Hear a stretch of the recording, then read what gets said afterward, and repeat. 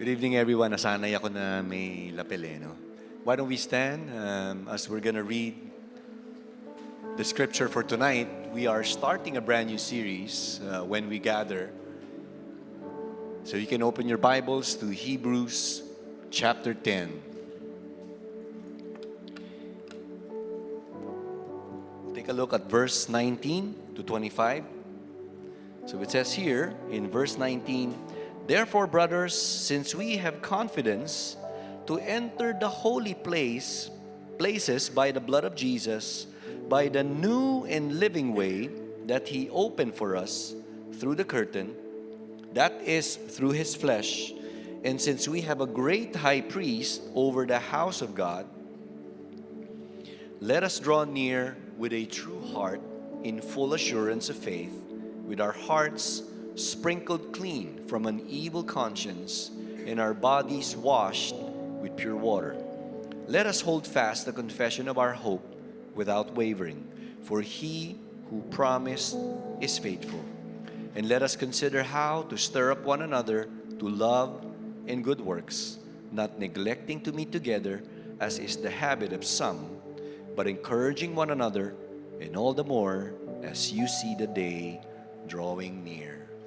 Lord, we are committing the preaching of the Word. We are asking that you give us eyes to see, ears to hear, and more importantly, hearts that are humble and responsive to your voice. We commit this time to you. In Jesus' name we pray. Amen and amen. Let us all take our seats. You know, before we dive into the message tonight, I just want to recognize Pastor Jonas. Pastor Jonas Bernales is here. He's our senior pastor from our Rain Church. Tayo ka naman, Pastor Jonas. Bumisita po si Pastor Jonas. For some of you who probably came from Victory Pioneer, kilala niyo si Pastor Jonas. As of today, tama ba, Pastor Jonas? We have 5 Rain Church locations. 4. Okay, going 5. So I think meron akong listahan dito, no? So of course, our very first Rain Church is located in Mandaluyong. Kung malapit ka sa may Greenfield, nandun po sila, sa may pavilion. Tama, di ba, Pastor Jonas? And then we have Valenzuela, Bataan, Binangonan, and then of course yung Soon. Tama ba? Kamsur, Daet. Ito na ba yung susunod? Meron na. Okay. So yung mga nabanggit ko na lugar, if you know of family members who are probably living in that area, you can invite them there. Okay? Para makapag-worship din sila in our Rain Church. Okay? So yan yung mga locations na nabanggit natin. So praise God because we are growing. The church is expanding its borders outside Metro Manila. Okay? So we are now in the brand new series, and I think the past days, no? Bago siguro yung past days, past hours, yung iba sa inyo, either masaya o malungkot. Okay? Yung masaya, kasi nag-champion na doon yung New York Knicks. Meron ba rito Knicks fans ka? Di ba? Wala na yung, medyo laos na doon yung Lakers, laos na doon yung Golden State. Meron ba rito New York fan ka? Okay, kumakain ka ng New York pizza. Yan, pwede na. Pero yung mga Spurs fans dito, sino sa inyo na heartbroken kayo? Makakabawi naman next year yung tingin ko, no? Because they will gain experience. But talking about basketball, the past days has been very heavy and kind of difficult when you read the news locally because of what has happened kasabay nung lindol, di ba? The same day, may nasawing 2 student athletes. But I'm not gonna talk about that. Alam niyo naman siguro sa balita na may current investigation na nangyayari. So hayaan na natin yung mga experts ang gumawa nun, magsaliksik doon and make sure that hopefully the truth will eventually come out. But talking about college basketball, one name that I normally would remember every time may conversation about college basketball is this guy na galing sa States, okay? Kilala niyo ba tong malabo pala, no? So akala ko malinaw. But his name is John Wooden. Ilan ba sa inyo kilala si John Wooden? Okay, si Coach Eric nandito. Ayan, si Coach Eric nandito. Coach Eric, malamang kilala mo to, Coach Eric, no? Baka idol mo pa to. Coach Eric used to play for UP. Kauna-unahang UAAP Championship, di ba? 1986. Tapos eventually naglaro sa PBA, nag-coach. And so he's here. And sino ba si John Wooden? Marami yata sa atin hindi pa pinapanganak nung nag-coach na si John Wooden. He started coaching in college post-war. Okay, syempre mahirap mag-coach pag World War II, no? So he coached during the post-war in a small school until eventually he got hired to coach in UCLA. Okay? And during his distinguished about 17 years of coaching in college, he was able to win 10 US NCAA basketball titles, the most for any coach. And then he retired after 1976, nung taong pinanganak po ako. Alam niyo na edad ko, no? So, ganun po kagaling itong si Coach John Wooden. In fact, some of his products from UCLA ay itong dalawang players na to. Yan. Kilala niyo ba sila? Mukhang mga, hindi ko kasi no? Naabutan ko lang sila sa magazines na lang, no? But of course, from the left is Kareem Abdul-Jabbar, and then from the right is Bill Walton. So sila yung mga proud products ng UCLA, proud product ni John Wooden. Now, why am I talking about Coach John? No? Why am I sharing this? Because Coach John Wooden was known for establishing a very consistent training regimen. He would drill his student athletes on the fundamentals of the game. In fact, I've read some articles just before he died, because he died when he was already 99 years old. Okay, 1910 siya pinanganak, namatay siya a few months before his 100th birthday on 2010.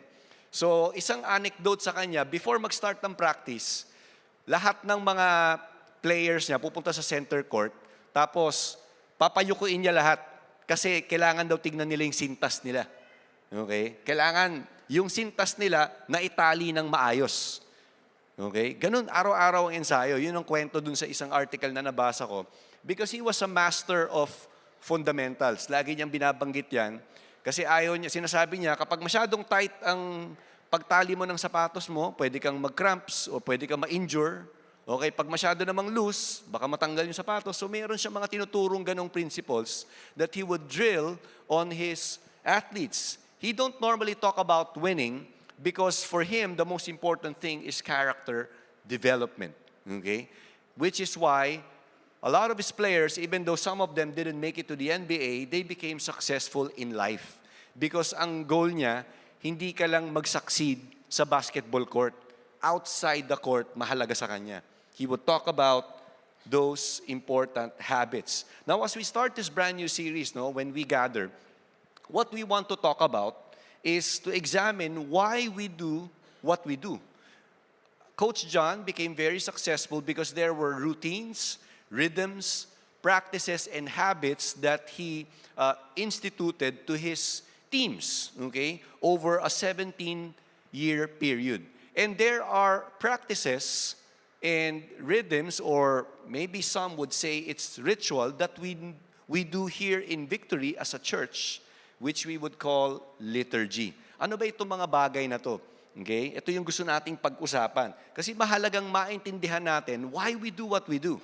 Why do we meet on a weekly basis? Why do we worship God in a gathering like this on a weekly basis or corporately? Is it just because we're following certain religious tradition or ritual? Okay? If we don't understand its purpose, why we do what we do, then we would just drift. Okay? So ito yung gusto nating pag-usapan. Liturgy refers to the prescribed form and structure through which public religious worship is conducted. In fact, this word, liturgy, came from the Greek word which means work of the people or service. And our liturgy, okay, involves what we would normally do on a Sunday before we start. Probably some of you, in case lang nalilate kayo, hindi nyo siguro naaabutan yung call to worship, where one of the pastors would stand up the stage and read a particular text from either Psalms or any part of the Scripture to prepare ourselves as we enter into a time of worship. Okay, that's call to worship. Of course, to prepare ourselves to worship God through songs, which we just did a while ago. So that's the second one, where part of the liturgy is worshiping God through songs, and then we worship God through supplication, that's the time we would allot for us to be able to pray for the nation. Sometimes we pray for nations or a particular group of people. At the same time, we take the time to pray for our giving because we want to honor God even through our giving. And then, part of the liturgy is talking about worshiping God through Scripture. So ito yung ginagawa natin ngayon. We're studying the Scripture, and that's part of worship as we give our attention to Him, as we listen to the preaching of the Word, and most especially, listening to His voice. Because there will be specific, not just instruction, but sometimes a command, or even a reminder from the Lord that God would speak to us as the message is being preached. Okay, so ito yung mga part ng liturgy na pag-uusapan natin for 5 Sundays, no? We worship to give Him what is due to the Lord, no? Okay? We're worshiping Him not because of what we would get from Him, but we worship Him because He is the subject and the object of our worship. And here's the reality, no? Pag naintindihan natin, okay, bakit tayo nagwo-worship kay Lord? Bakit tayo may worship service? Magbabago yung perspective natin. And hopefully, the Sunday schedule, okay, will be part of your schedule and you would come early, okay, and prepare yourself, okay, na hindi lang siya routine at hindi lang siya ritual. Ay, linggo, kailangan ko magsimba. Pero magbabago hopefully ang thinking at ang understanding natin bakit tayo nagwo-worship here weekly, no?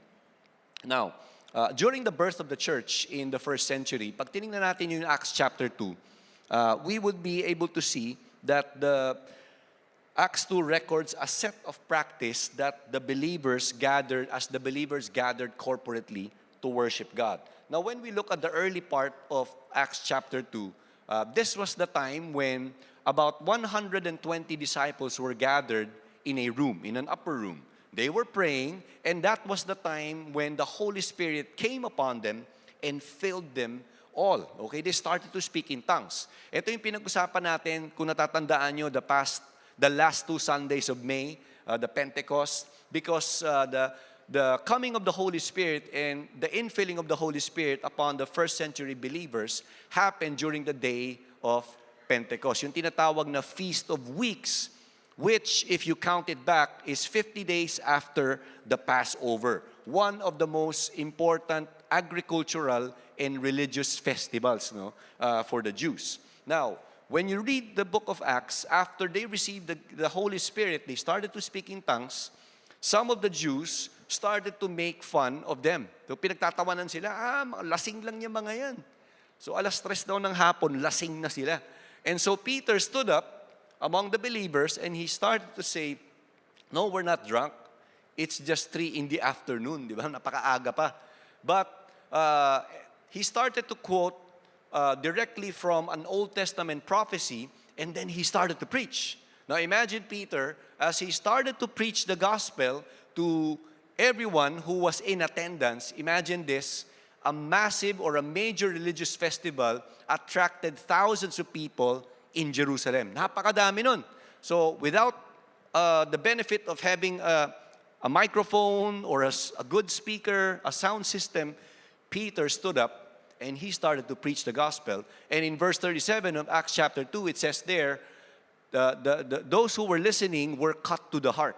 And they said, brothers, what must we do? Yun ang tanong nila kay Peter. And Peter said, repent and be baptized, that times of refreshing may come upon you. And the exact result, after they repented from their sins, in Acts chapter 2, verse 41, 3,000 were added to their number that day. Think about it. From about 120 people gathered in one room, in the same day, 3,000 people were added. Alam niyo ba kung gaano kadami ang 3,000? If we're about 300 in this room, you multiply it 10 times. Ganong kadami yung nadagdag sa church bigla. Grabe, no? So, probably yung mga kamag-anak nila, kaibigan nila, kaaway nila, suddenly, nagkaroon na ng relationship kay Lord.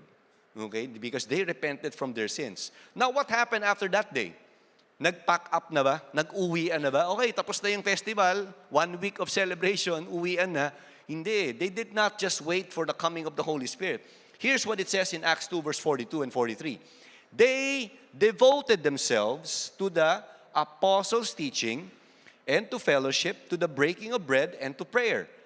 Everyone was filled with awe at the many wonders and signs performed by the apostles. Let me zero in on the word devoted.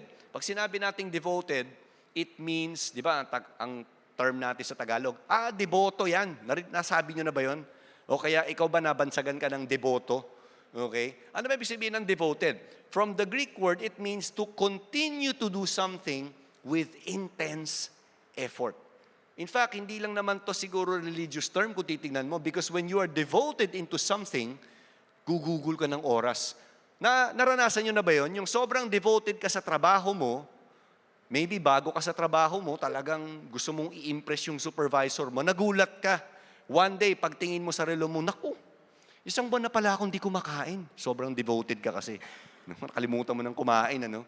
Payat mo na siguro. No? Pero yung devoted, sabi nga niya rito, to continue to do something with intense effort with a possible implication of despite difficulty. Meron mang balakid, may challenges man, but the person is devoted to doing something. To devote oneself to keep on and persist in. Kahit may mga hinaharap silang pagsubok. When you look at the disciples, of course, they enjoyed the favor of the people in Acts chapter 2, sabi nga sa Bible, but later on, they will experience persecution. Yun yung mararanasan nila later on. But, even then, makikita natin yung passion nila at yung pagmamahal nila kay Lord. Tonight, we're gonna talk about this specific topic on sacred gathering and sending. Bakit ba mahalaga yung sacred gathering? O ano ba itong sacred gathering na to and the sending part? You see, as new believers, it is vital for us, vital for our spiritual growth, is what we call spiritual devotions. Now, ilan po sa inyo nagbabasa kayo ng Bible? Alam nyo ba, mag-iisang taon na tayong may nakapwesto dyan sa labas na bookstore. Hindi naman tayo kumikita doon. Actually, that's CSM. They're providing a service there. They would sell Bibles at a very low cost. And so if you don't have a physical Bible yet, I hope you grab one. Di ba, kung kaya nating bumili ng pantalon na halagang 1,000, 2,000, you can buy a Bible for as low as 300, 400 pesos na magandang klase. At mababago ka pa. Mababago buhay mo pag araw-araw mo nang binabasa. Kasi yung jeans na binibili natin, nagfe-fade yan over time. Tama ba? Kasi inuukay-ukay mo na lang, binibenta mo na, di ba? Pero ang Bible, habang naluluma, ang ibig sabihin nun, habang dumadami yung dumi sa Bible mo, binabasa mo kasi siguro yun. Tama ba? Ginuguhitan mo, na-memorize mo. And hopefully, ganun nga ang mangyari. Kasi araw-araw natin binabasa. We read our Bibles, we pray, we have our personal devotion. But when you look at it carefully, the believers in Acts chapter 2 onwards, they also valued community. Because as they started to grow, they realized mahirap palang mabuhay mag-isa. Okay? And so ganun yung nangyari sa kanila. They started growing in Acts chapter 2, and that's what we're gonna examine tonight. Okay? Because from the verses we read in Hebrews chapter 10, we want to examine how our believers shaped and formed through corporate worship. Paano nga ba? One thought I want to share to us tonight, gathering as a church encourages us to draw near to God. Okay? Honestly, sino sa inyo when you're gathering corporately in a setting like this, and then you meet some of your Christian friends in church, na-encourage ka. Yung pagpunta mo dito, minsan, di ba, hindi ka naman laging okay spiritually, sa totoo lang. Minsan, nadi-discourage ka, minsan marami kang iniisip, marami kang concerns. And then, nung nakita mo yung kaibigan mo na palangiti, kasama mo sa church, kasama mo sa small group, hindi ka pa pinagpe-prayan, na-encourage ka na, nakita mo pa lang yung mukha niya. Di ba? Yung nangingiti ka na, parang gumaganda na yung pakiramdam mo. Hindi pa nagsasalita yan. Paano pa pag pinag-prayan ka yan? Paano pa pagka nag-share pa ng word yan?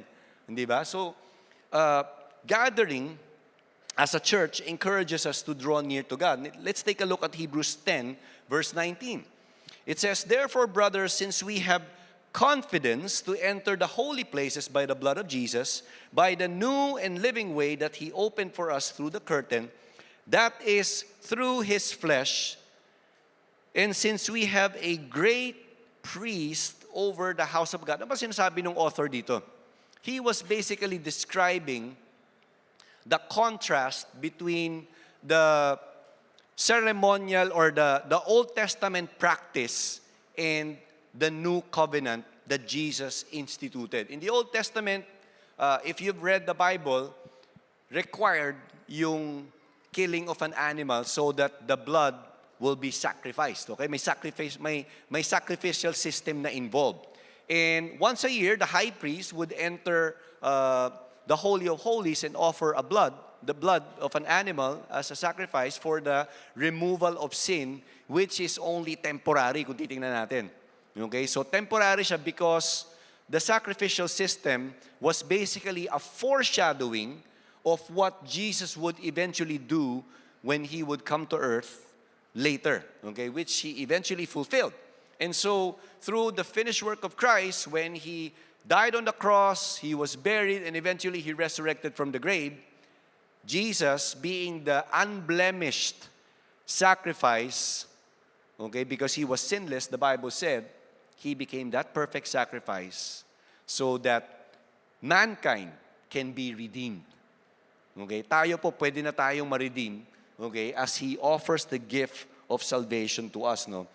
Jesus became that one final sacrifice, and because of that, we can now have full access to God. In fact, in John 14 verse 6, sabi niya, di ba, I am the way, the truth, and the life. No one comes to the Father except through me.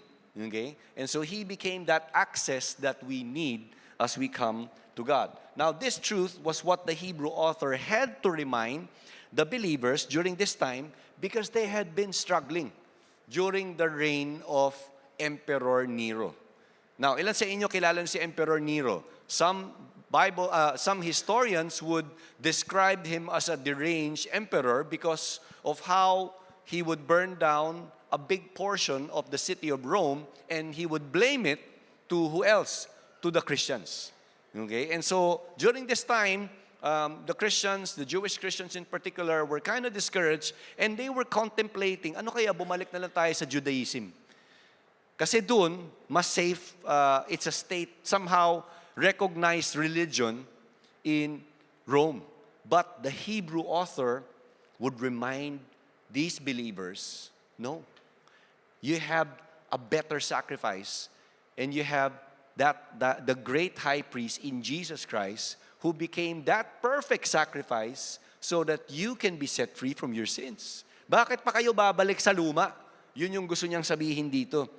We may not be at times, kung titignan natin sa buhay natin, di ba tayo rin naman minsan, hindi tayo sometimes okay spiritually. Some of us may be going through turbulent times, but we could relate. Okay? Hindi natin kailangan bumalik sa dating buhay natin because of what Jesus has done for us. Now look at verse 22. Hebrews 10 verse 22.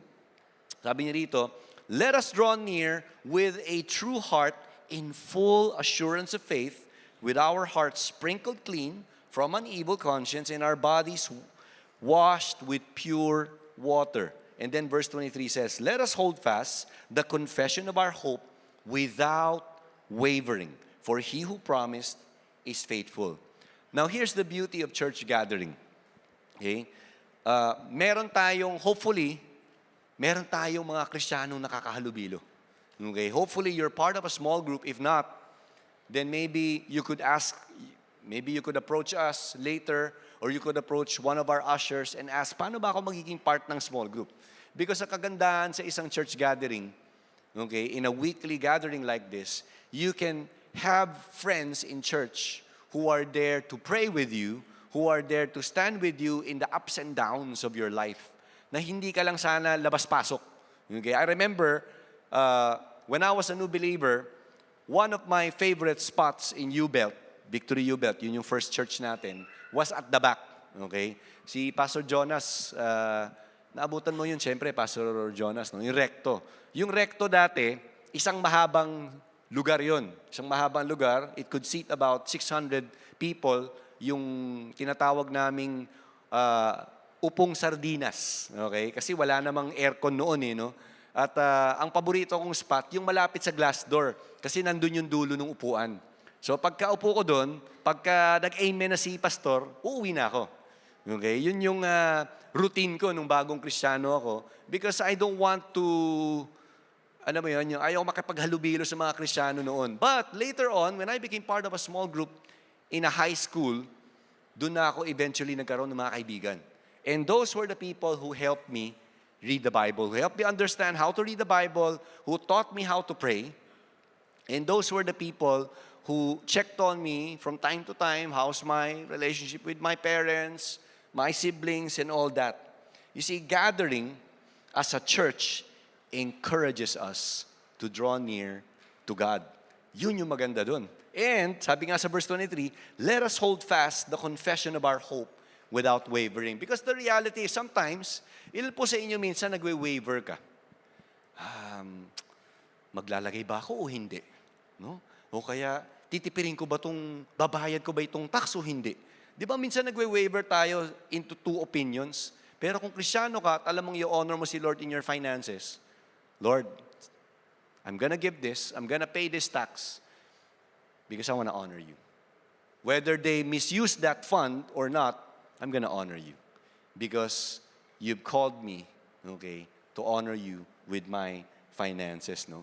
Gathering as a church encourages us to draw near to God. When we look at Acts chapter 2, balikan natin yung early believers.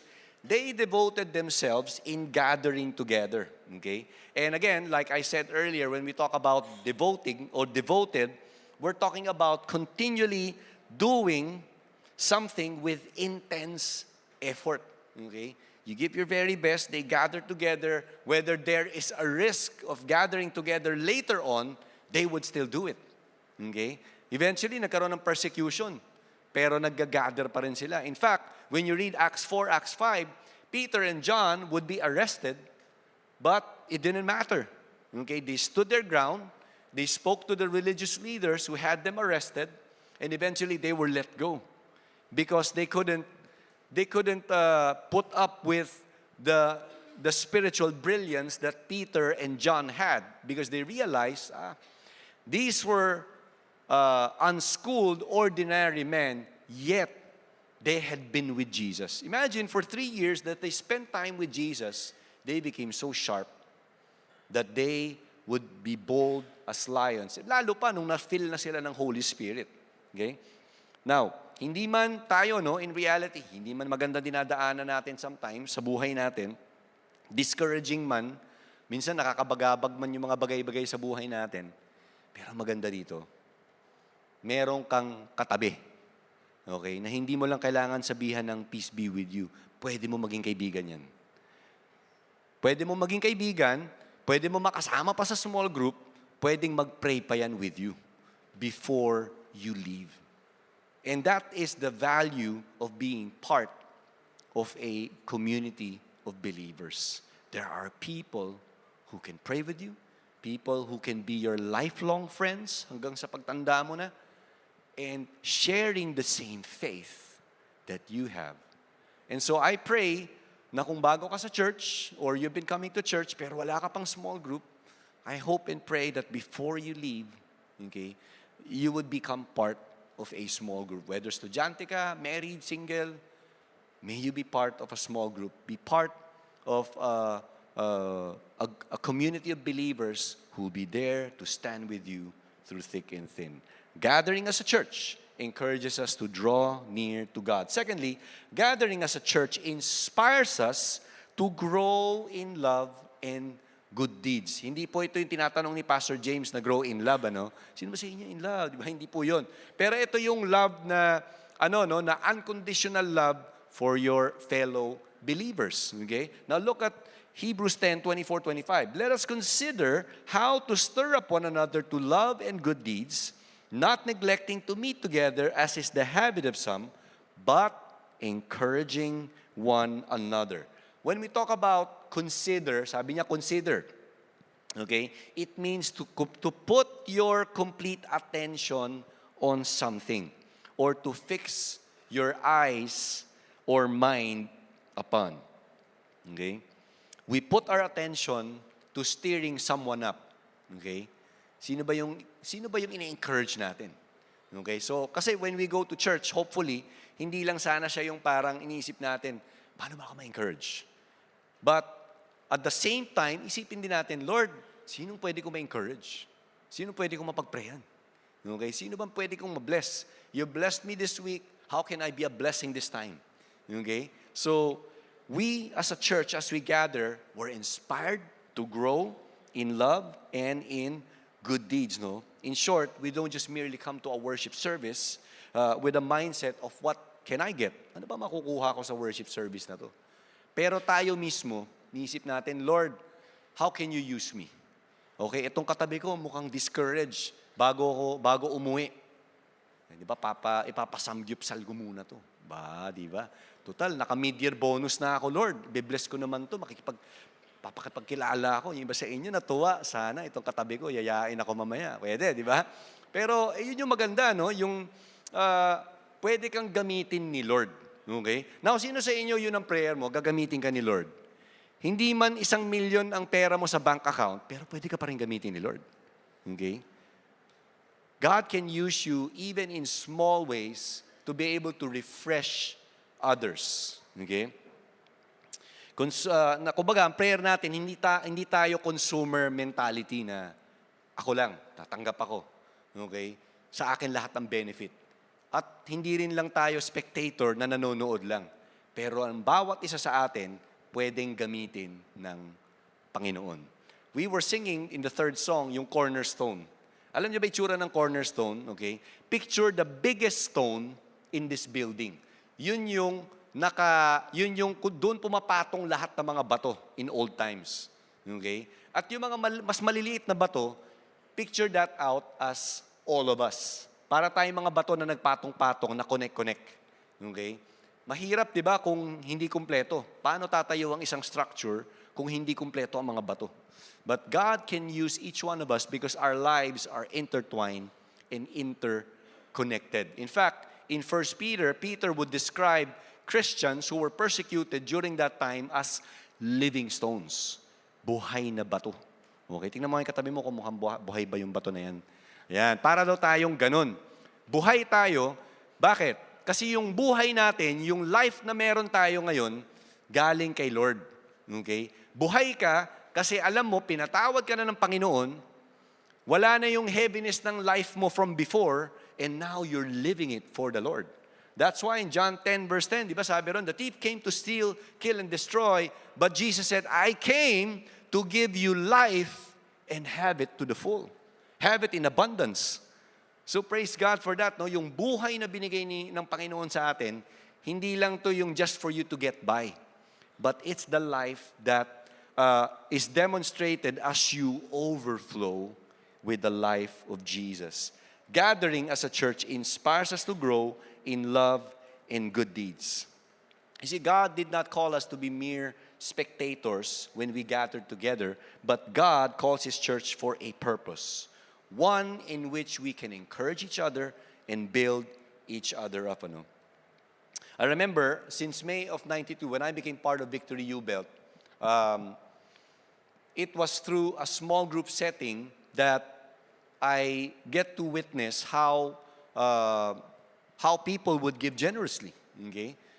Yung mga kasama namin sa small group, particularly yung nag-disciple sa akin, he would teach me how to pray, how to read the Bible, how to be generous in different or every occasion.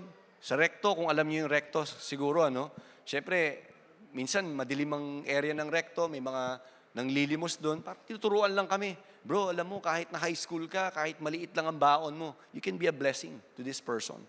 Diba? Kahit barya lang ang baon namin nun, sometimes we would buy bread. Marami namang mga tinapayan dun sa recto. Bibili kami ng tinapay. Ibe-bless lang namin yung mga nanglilimos dun. So those were things, actions na tumatak sa isip ko since I was a young believer because there was someone who demonstrated it to me. And that's the beauty of walking with fellow believers.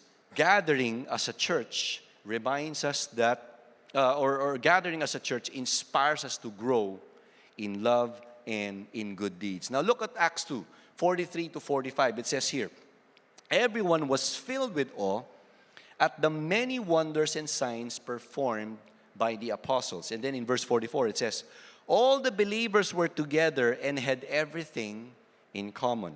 They sold property and possessions to give to anyone who had need. Now, ilan sa inyo may magandang phone ngayon? Paano kaya kung sinabi ni Lord sa'yo, anak, pwede mo bang i-bless yung phone mo sa katabi mo? Yung katabi mo naman, amen, amen. Lalo na pag nakitang iPhone 17 Pro Max without balance, di ba? Medyo parang, Lord, tama ba yon? I rebuke you, Lord. Parang gano'n, Satan, I rebuke you, di ba? Pero alam mo, ito maganda dito, no? Nung time na to, sabi nga rito, di ba, verse 44, all believers were together and had everything in common. And they sold their property. Siguro nakarinig sila kay Lord. Sabi ni Lord sa kanila, why don't you sell this particular piece of property and I want you to give this to someone who's in need. So during those days, at least in that community of believers, wala nangangailangan kasi lahat generous. Okay, nagbibigay sila. Generosity became a lifestyle for the believers. And they demonstrated it to each one, ano. At again, in reality, kung tayo man, meron tayong kaibigan, meron tayong kilala na medyo challenged, pwede tayong gamitin ni Lord. Okay? To be a blessing over that person. The early church was committed to encourage and strengthen one another, no? And in the same way, when we worship and when we gather together regularly, God would shape us to be His redeemed people who will be reminded, and we will continue to learn to trust Him and walk in the fear and in the knowledge of God. And I want to encourage you, siguro sa mga susunod na Sundays, no, as we begin to understand that we don't just come to church to get, but for us to come to church to be a blessing to each other, and most especially to worship the object and subject, si God mismo. I hope that in the Sundays to come, we would be able to come early. Okay, get to know people. Okay, kanina lang po may nakilala po akong pamilya dun sa likod. First time ko sila na-meet. Because they were able to come early and I was here early. And so, na-invite na namin sila sa small group. And I hope that we would make it early so that we can get to know people. Remember, this was 92, 8 years pa lang ang victory. Ang service nung Sunday na yon, 4 o'clock, naalala ko. High school ako noon, 4 o'clock. 2 o'clock pa lang, nasa recto na ako. Nasa U-belt na ako. Alam niyo kung bakit? Kasi yung kuya ko, na nag-share ng gospel sa akin, head usher siya. Wala naman akong bariya.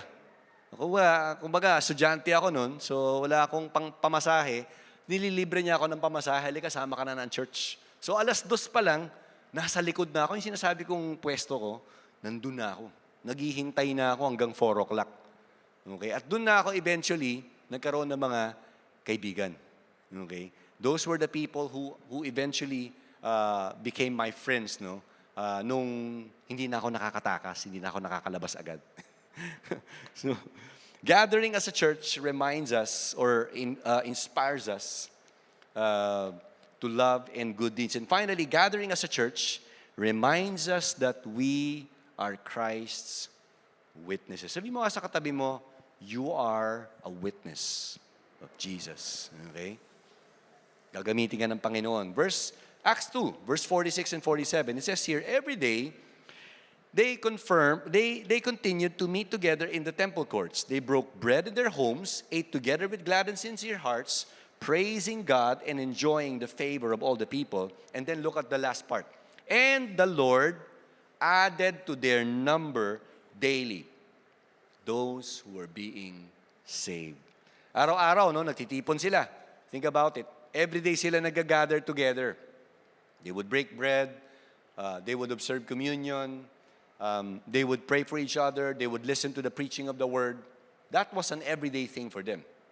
For us, the regular thing is a Sunday where we gather together, or for the students, Friday, Okay? So may regular meeting tayo, may regular time of worship tayo. Ang maganda dito, some of the non-believers during that time got interested. Ano ba meron? Ba't araw-araw nagbe-break bread sila? Araw-araw may preaching of the word na nangyayari. At hindi sila konti. Sabi ko nga sa inyo, from 120, nag-3,000 na dagdag. And then sabi rito sa verse 47, and ano yung sabi rito? The Lord added to their number daily those who are being saved. Hindi nga natin alam gaano kadami na dagdag. Paano kung araw-araw, 50 ng 50? Sa loob ng isang buwan, ilan yun? Sige nga, do the math. Naghang bigla no? That's 1,500. Think about it, kung 30 days straight, may 50 na nagiging Kristiyano. 1,500 yung nadagdag sa loob ng isang buwan. So nagkaroon ng curiosity yung iba. Ano ba nangyayari dito? At dahil nakikita nila nagbabago yung buhay ng mga tao, they got added. Because they would hear the preaching of the word, they would respond in obedience, and they became part of the church. Which is why the church continued to grow in influence. Until eventually, the church would grow outside Jerusalem. After Acts chapter 8, kung titignan natin, lumabas na sila. From Jerusalem, napunta na sila ng Samaria, and eventually, Judea, Samaria, and then eventually outside, which is the ends of the earth. Ito na yung mga Greek cities. Lumabas na sila because they started to preach the gospel. And reality is, when we gather as a church, it reminds us that we are Christ's witnesses. You see, very interesting, no? The Apostle Paul, as he was talking about believers, writing to the church in Colossae, this is what he said. Colossians 4 verse 6. Let your speech always be gracious, seasoned with salt, so that you may know how you ought to answer each person. Bakit niya kaya sinabi yung seasoned with salt? Now, ilan sa inyo pag kumakain ka, gusto mo medyo maalat? Mahilig ka sa maalat. Di ba pag kumakain ka ng mani? Di ba? Gusto mo maraming asin, di ba? Pero in those days, ano ba ang silbi ng asin? It's preservative. Hindi lang siya panlasa, pero preservative. Kasi wala namang ref noong mga panahon na yun. So it would ensure the food na siguro kung isda man yan o karne, mape-preserve siya at hahaba yung buhay para makain pa nila ng pangmatagalan. And again, similarly, tayo mga Kristiyano, para rin tayong asin. Okay? Tayo yung preservative sa society natin. This is why Paul was saying, season your mouth with salt. Okay? Kumbaga, yung lumalabas sa bibig natin. And I know in reality, in the social media world, it's so easy to rant, it's so easy to be an armchair expert and say whatever we want or write whatever we want. But when we understand that we have Christ and our lives are submitted to Him, then it's best for us to ask Him, Lord, how do you want me to post this? How do you want me to say it? Okay? Before we say something or we write something. It's seasoning our mouth with salt. And when we do so, people who are not yet believers, as they begin to see the change in us, they will be attracted. Sila na mismo magtatanong sa iyo, ano bang meron? Bakit iba ka na ngayon? Di ba? Bakit hindi ka lang nagbabasa ng Bible, pero yung nababasa mo sa Bible, ginagawa mo, anong meron? That is an opportunity for you to share what God has done in your life. That's an opportunity for you and me to share what God has done. Hindi man perfect. Di ba? Hindi naman tayo perfect pa. Pero sinasanctify tayo ng Panginoon. Binabago tayo araw-araw ng Panginoon. Kung magkamali man tayo, kung mag-stumble man tayo, hingi tayo ng tawad. Humingi mag-sorry tayo. At least, di ba, as we do so with humility, the Bible says He will give grace to the humble. You see, as Christian students, as Christian businessmen, if you're a Christian single professional working in an IT company, working in the government, in whatever place that you're in, or as Christian parents, I hope that we allow the Lord to transform us inside and out For as we get transformed, our lives become attractive to others. And sila na mismo magtatanong, ano meron? And that is an opportunity for us to introduce Christ to them. Gathering as a church reminds us that we are Christ's witnesses. As I close, Jesus did not just save us, okay, so we can go to heaven and enjoy eternity with Him. Pero habang nabubuhay tayo sa lupa, ang desire ng Panginoon ay maging witness tayo ni Lord sa kasama natin sa trabaho, sa family members natin, sa mga kaibigan natin, sa mga kaklase natin kung estudyante ka. One final verse before I pray. In Acts chapter 1, verse 8, you might wonder, how can I be a witness? Acts chapter 1, verse 8. This was what Jesus said to His disciples. Ano sabi niya rito? You will receive power when the Holy Spirit comes upon you. And you will be my witnesses in Jerusalem, in all Judea, Samaria, and to the end of the earth. All of us can be Christ's witnesses as we get filled by the power of the Holy Spirit. How are believers shaped and formed through corporate gathering? Gathering as a church encourages us to draw near to God.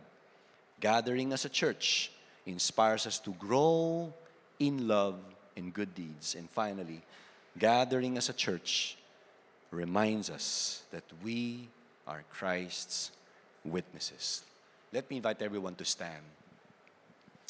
And before we worship God through songs, and we're going to take the moment to examine our hearts. Let's all bow our heads and close our eyes.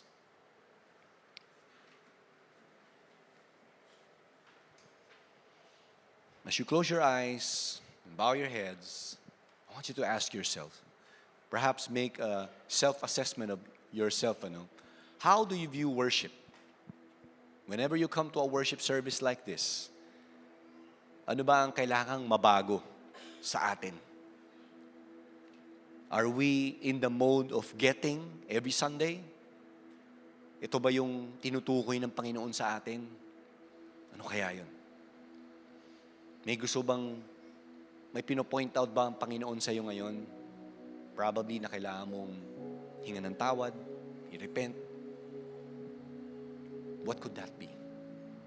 Let's take a moment. As all heads are bowed and eyes closed, I want you to hear God. Listen to Him. And in a moment, we're going to worship God. Holy Spirit, I pray that you speak to each one of us. May you put your finger on any area of our life that we need to repent from. If there are old mindsets we probably have as far as worship is concerned, may you speak to us. Lord, we pray, forgive us for any wrong approach, wrong attitude whenever we come to you. Perhaps for some of us, it's trying to get from you all the time, thinking that worship is getting from you. May you forgive us. May you give us a heart that would worship you genuinely, that would magnify your name in our lives,